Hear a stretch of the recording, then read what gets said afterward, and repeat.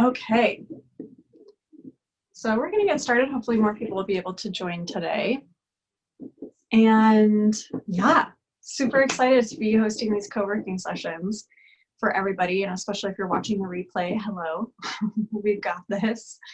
So yesterday I led the first co-working session, and it was all about how do you practice self-care while you're working remotely, especially in this crazy time when a lot of us are isolated, a lot of us are sheltering in place, or maybe on total lockdown, and maybe we haven't worked remotely before, or maybe we've lost work, unfortunately, and are suddenly at a loss of what to do with our time. How can we find new work, or how can we even occupy our space without getting really down and depressed and feeling trapped, isolated, alone? So before we dive in, I'd love to hear from all of you who are watching, and even if you're watching the replay, feel free to comment in the video below. Hey, Nicole. And for this section, you can just mute yourself and then turn off your video, and then we'll have cameras optional and sound optional for the co-working session. So as I was mentioning, I'd love to hear from all of you who are joining today. Just how's it going? What questions are coming up for you, especially when it comes to working remotely or just living in isolation?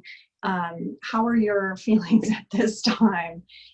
And feel free to put those in the chat. I have my computer set up over here so I can see the chat. And while you're doing that, while you're writing your thoughts down, I'll just share kind of how it's going for me. I have worked remotely in the past quite a bit, and so I do have a lot of experience, and I'm happy to share some tips today about how do you stay productive.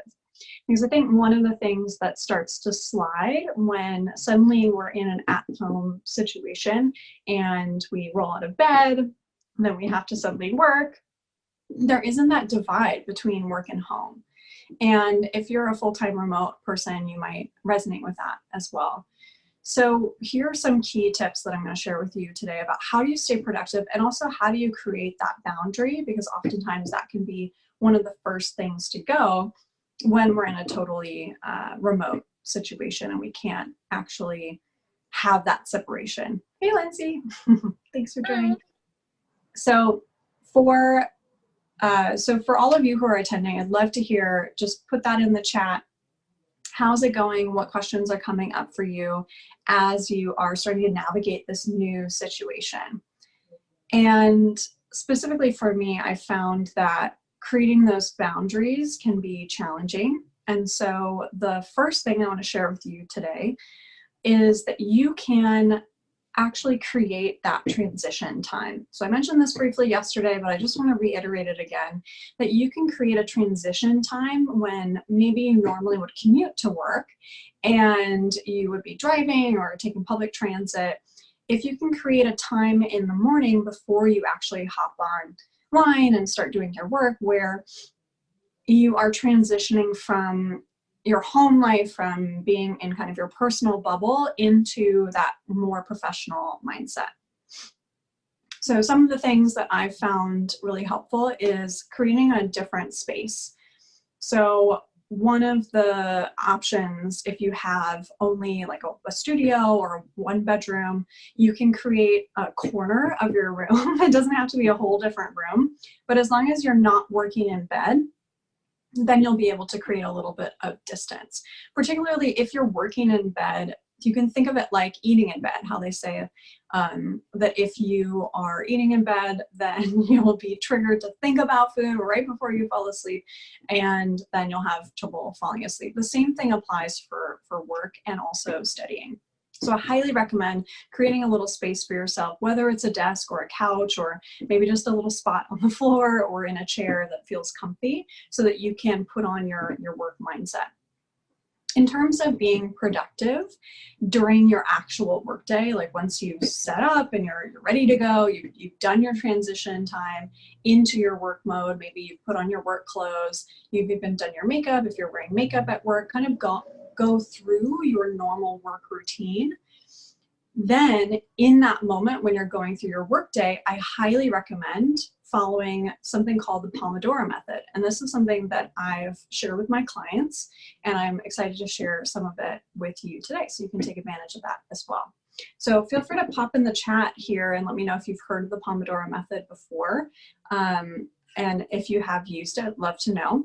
But basically the concept of it is that you work for 25 minutes at a time where you are fully focused on one task. And this can be really hard to be tapped in, focused on one task for a full 25 minutes, especially in today's day and age where our mindset is like total fly, mosquito type of attention span, where we're looking at all of these different tasks. But for the Pomodoro method, the goal is to focus on one thing for 25 minutes and then have a 5-minute break. And for this break, it's really important that you do something completely different. So if you're working at a desk, if you're on your computer, get up, walk around, make a snack, stretch, maybe walk around your apartment or your house, or walk around the block if you're able to, wherever you're located. And then come back to your work at the end of those 5 minutes and either pick up the same task if you haven't finished it, or pick up a new task for the next 25-minute block. And this can be very helpful, and it's actually backed by psychological research in terms of our attention span and our ability to be more productive when we're not constantly context switching. So meaning that when we're working on a million different tasks, or if you're like me and you have 30 million tabs open and you're constantly flicking from tab to tab to tab, it can be really distracting and disruptive for productive work. So the Pomodoro method is very, very helpful. And basically the idea is that you close out all distractions. And since it can be really challenging to start new habits, I would love to recommend a few apps that you can try. So I'm just looking at my notes here. One of them is called Flora, and it's completely free. It's an iPhone, and I believe it's an Android app as well. And also Forest, which is a paid version of a different, basically the same app, but a different app. And I used Forest. I actually discovered it before Flora, so that's partially why I use it. But essentially what it allows you to do is follow the Pomodoro method in a fun way, where you press focus mode and it plants a digital tree, and the tree grows as you're focused on your task. And it also controls your entire screen, so you can't go to a different app. Like you can't check Instagram, you can't open your email, you can't go surf the internet or whatever it is that you might be doing on your phone that's distracting. And then once the 25 minutes are up, it tells you to take a break, and your tree has grown, which is great. The other really cool thing about this particular app is that it's actually linked to environmental efforts. So you are helping increase resources. I think after a certain number of points, then you can actually have that organization plant a real tree, which is cool.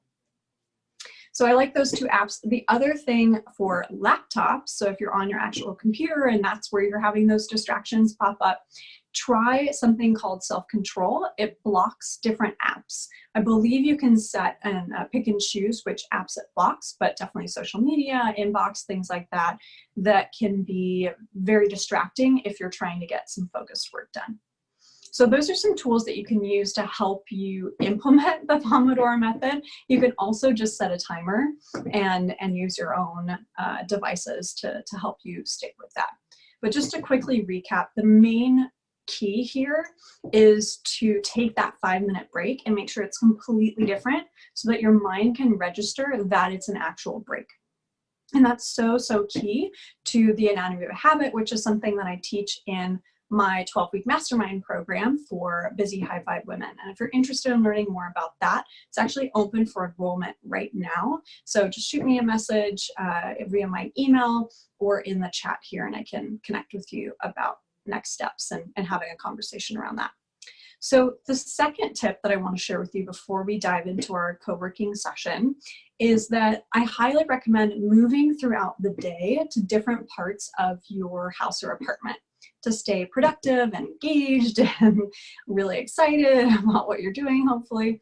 So that can be really simple. You can take that at face value and say, yeah, I'll work in my kitchen area while I'm eating breakfast, and then I'll do some work after that, and then I'll move wherever.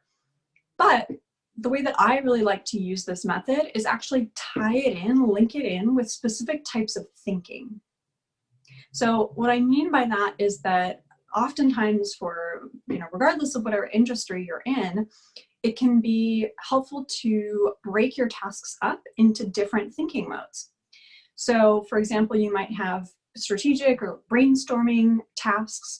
In one category, you might have more mindless data entry, inbox checking, kind of responding to things tasks. Maybe you're posting on a blog. And then the third category would be more in terms of like high value productivity, but not necessarily strategic thinking. So for me, I code emails in my day job. It would be like coding a new email. So I need to have that focus, but it's different than the strategic thinking, and it's different than kind of the mindless entry work that you might be doing. So those are the three categories that I use.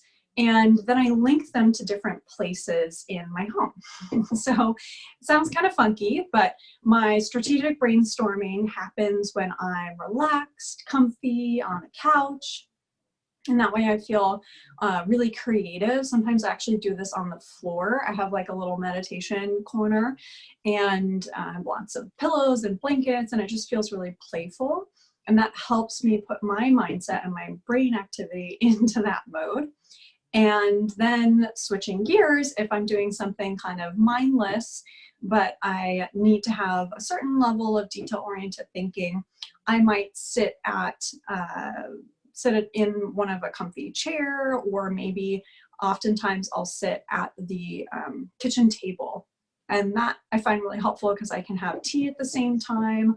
I'm still focused, because if it was completely relaxed on a couch, I probably would just stop doing it. So sitting in a chair at a table really works for me for that kind of thing. And then lastly, the more focused productivity, email coding kind of tasks for me, I sit at a desk, and I find that to be really helpful. Same thing for meetings. That could be a separate category as well. Like if you have a pretty background, or maybe you're using a fun digital background, so it doesn't matter as much. But I like having different spots to move to, even if it's in the same room. So even if you're in a really small space and you only have one room to work with, you can find corners within your room to create those different spaces for yourself, because you really only need a place to sit and a place to put your computer. So that's the second tip. Are there any questions that are coming up so far? Any thoughts that are kind of occurring to you? Feel free to put those in the chat. So the last tip that I want to share with you around how do you stay productive when we're working remotely is to really write down your to-do list, to end your day with your to-do list. So I like to do this as, again, going back to what I was mentioning at the beginning, a transition period. I'll write down kind of take notes of where I left off, what things I'm going to work on, what are like the highest priority things that I'm going to work on the next day, and then close everything up and leave that space. Oftentimes I'll use the desk for this as like the start and end to my day. Leave everything there and then do something completely different. So again, going back to the Pomodoro method, that it's so key to help your mind and your body adjust from work mode to home mode. So that way you're not working constantly, and also you're not completely distracted and then not really doing your work. So for me, since I can still go out on walks during this time period, I've been going and walking around outside because I find that really restorative. And going back to topic number one around self-care, having some kind of movement or specifically bilateral movement practice can help you reset your whole nervous system. So bilateral movement simply means just moving both sides of your body, walking right leg, right, left, right. And what that does is it distracts your brain from what you were thinking about before. So if you were spiraling in anxiety, this can really help calm your body. If you were focused on a work task and frustrated with it, this can help get it out and then bring you back to your body. Yeah, Angie says the one thing that keeps on bothering me is procrastination. Totally, yeah, and that can be really hard when you're working remotely and you don't have coworkers around, you have less accountability. And for procrastination, again, you can use the Pomodoro method for that. You can really rely on the 5-minute break. Make it a treat, make it something you're excited to get to. And then you know, okay, I only have to do this for 25 minutes and then I get this treat. So using that cycle can be really powerful to help propel you forwards. And the other thing I'll say about procrastination is that if you tell yourself, again, oh, I'm just going to do this for X amount of time, then oftentimes once you start the task, you actually gain more momentum and more motivation as you go along. So you could even say, oh yeah, I'm going to do this for 5 minutes and then I'm done. And that can be really motivating. Cool. Other questions before we open it up for co-working time? All right, cool. So what I'm going to do is end the recording. So that way, if you feel comfortable, if you're interested, feel free to take off or unmute yourself and put yourself on camera, and then we'll all just have some accountability together. And Angie says, love hearing those. It definitely resonated with me. Awesome. Glad that was helpful. And then we can just all have this space together to really have that accountability, to show up, create community, especially as we are in a time of physical isolation. I cannot stress enough how uplifting it has been for me and for people I've talked to and my clients to have time and energy that's devoted to building community and showing up for each other. Because it's so easy when we're stressed out and in this time of darkness to feel alone, when in reality we have the opportunity to connect. So I hope you found those tips really helpful. Let me know if you have other questions and let's begin the co-working.